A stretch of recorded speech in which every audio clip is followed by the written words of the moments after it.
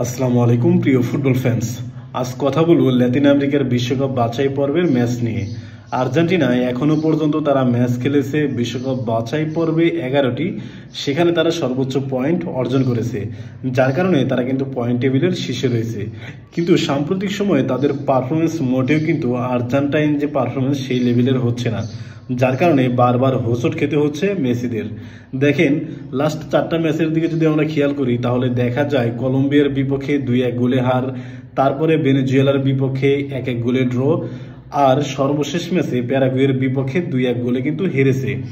আর যে ম্যাচটা হোমে খেলেছিল বলিভিয়ার বিপক্ষে, সেই ম্যাচে কিন্তু বিশাল ব্যবধানে জয় পেয়েছিল আর্জেন্টিনা। তার মানে লাস্ট 4 ম্যাচে আর্জেন্টিনা জয় পেয়েছে মাত্র একটিতে এবং একটি ম্যাচ ড্র করেছে, আর 2টি ম্যাচে কিন্তু হেরেছে।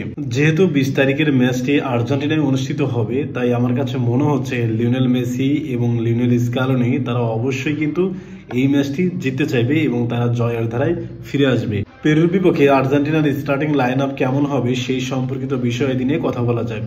গোলকিপার পজিশনের দিকে যদি তাকাই তাহলে দেখা যায় এখানে বরাবরের মতোই থাকবে ইমিলিয়ানো মার্টিনেজ, আর 2 সেন্টার ব্যাক হিসেবে থাকবে নিকোলাস ওটামেন্ডি এবং বালেরদি। কারণ ক্রিস্টিয়ান রোমেরো ইনজুরিতে পড়ার কারণে বালেরদি কিন্তু সুযোগ পেতে পারে এবং পরবর্তী সময়ে হয়তো সাব হিসেবে নামতে পারে জার্মান পেজেলা অথবা লিসান্দ্রো মার্টিনেজ। আর লেফট ব্যাকের কথা যদি আসি তাহলে দেখা যায় নিকোলাস তাগলেফিকোর পরিবর্তে ফাকুন্দো মেদিনাকে কিন্তু সুযোগ দেওয়া হতে পারে, এমনটা কিন্তু জানিয়েছে টিওআইসি স্পোর্টস। আর রাইট ব্যাকের কথায় যদি চলে আসি তাহলে এখানে দেখা যায় নাহুয়েল মলিনা অথবা মন্টিয়েলের খেলার সম্ভাবনাই বেশি রয়েছে। তবে স্টার্টিং 11-এ আমরা একাধিক সময় দেখেছি যে মলিনাই কিন্তু শুরু করে। আর মিডফিল্ড পজিশনের দিকে যদি তাকাই তাহলে দেখা যায় রাইট মিডে থাকবে রদ্রিগো ডি পল, একদম সুনির্দিষ্টভাবে বলাই যায়। তারপর হচ্ছে লেফট মিডে থাকবে অ্যালেক্সিস ম্যাক অ্যালিস্টার এবং একদম সেন্ট্রাল মিডে থাকবে এনজো ফার্নান্দেস। অ্যাটাকিং মিডফিল্ড পজিশনের দিকে যদি তাকাই তাহলে দেখা যায় লিওনেল মেসি কিন্তু বর্তমান সময়ে অ্যাটাকিং মিডফিল্ড পজিশনে খেলতেছেন। সাম্প্রতিক সময়ে আর্জেন্টিনার স্কোয়াডে প্রপার কোনো রাইট উইঙ্গার অথবা লেফট উইঙ্গার না থাকার কারণে লিওনেল স্ক্যালোনি কিন্তু সেন্টার ফরওয়ার্ড হিসাবে হুলিয়ান আলভারেজ এবং লাউতারো মার্টিনেজকে কিন্তু স্টার্টিং 11-এ রাখছেন এবং সেটা কিন্তু কয়েকটা ম্যাচেও আমরা দেখেছি। ম্যাচের সময় যত অতিবাহিত হতে থাকে তখন কিন্তু আস্তে আস্তে হুলিয়ান আলভারেজ কিন্তু একটু লেফট উইংয়ের দিকে সরে যায়, আর লিওনেল মেসি কিন্তু রাইট উইংয়ের দিকে একটু সরে আসে, আর এনজো ফার্নান্দেজ কিন্তু অ্যাটাকিং মিডফিল্ডের যে পজিশন এইখানে চলে আসে।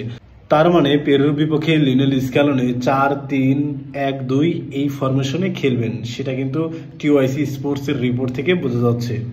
এবার একটু লিওনেল মেসি এবং ইমিলিয়ানো মার্টিনেজকে নিয়ে কথাবার্তা বলা যাক। দেখেন, ইমিলিয়ানো মার্টিনেজ এবং লিওনেল মেসি তারা দুজনেই কিন্তু ক্লাবের হয়ে সর্বশেষ 2টি ম্যাচে তারা হেরেছিল, আর আর্জেন্টিনার হয়ে প্যারাগুয়ের বিপক্ষে 2-1 গোলে হারের পর তারা কিন্তু টানা 3টি ম্যাচে হেরেছে।